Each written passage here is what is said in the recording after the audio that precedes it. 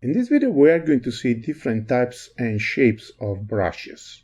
The difference between them at the end is just related with different types and shapes of the belly. On the market there are a lot of companies trying to interpret the artist's needs and trying to offer the most complete range of brushes.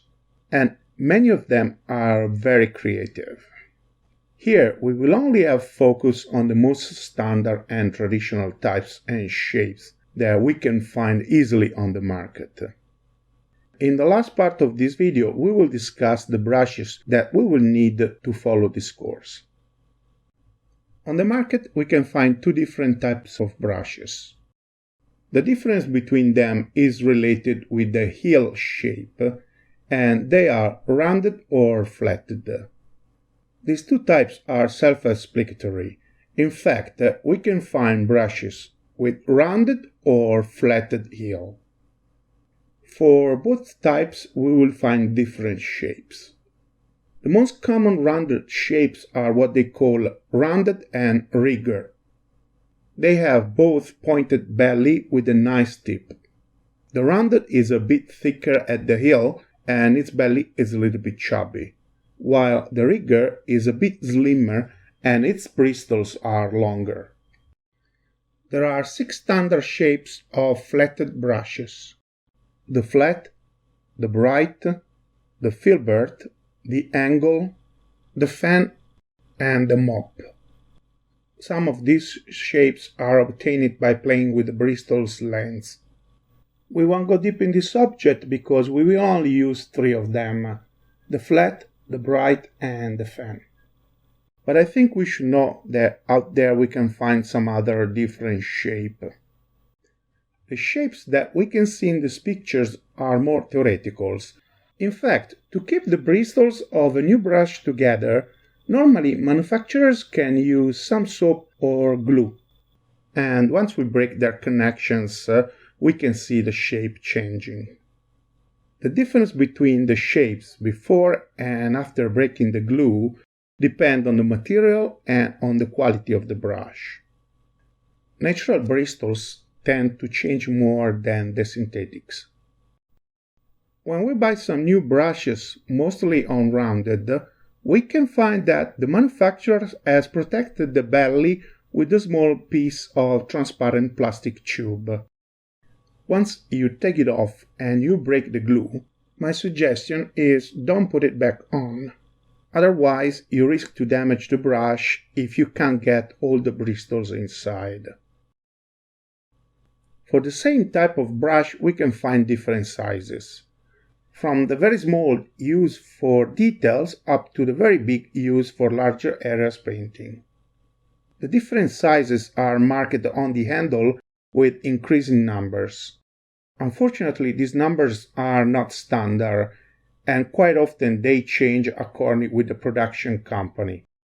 For example, for this company, this brush is a 15.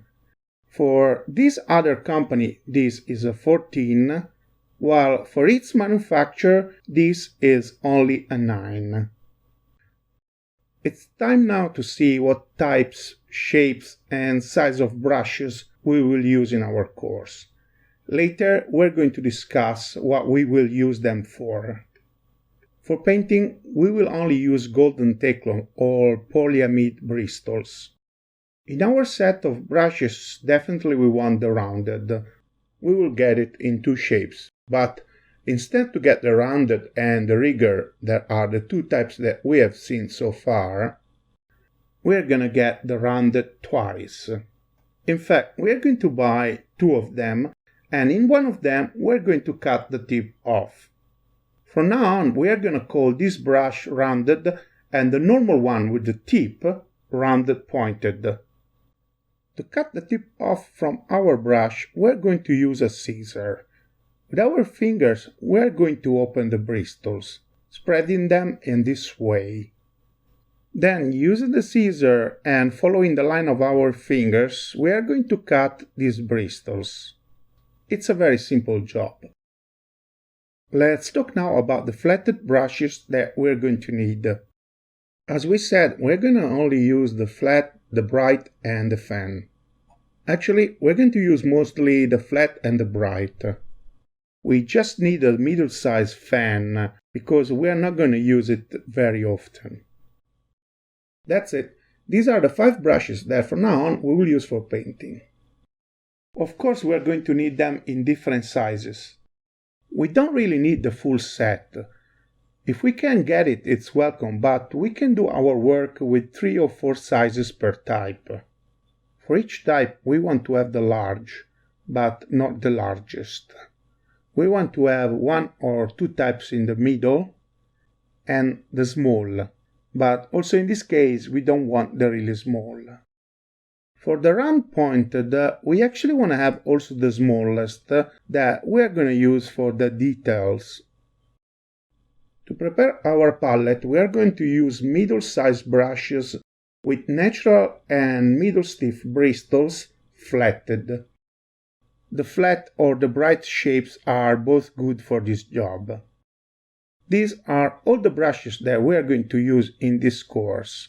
Of course, these are the brushes that I use for painting, but I hope that once you become a little bit more expert, you want to try some other type and get your own idea on how your set of brushes should be composed.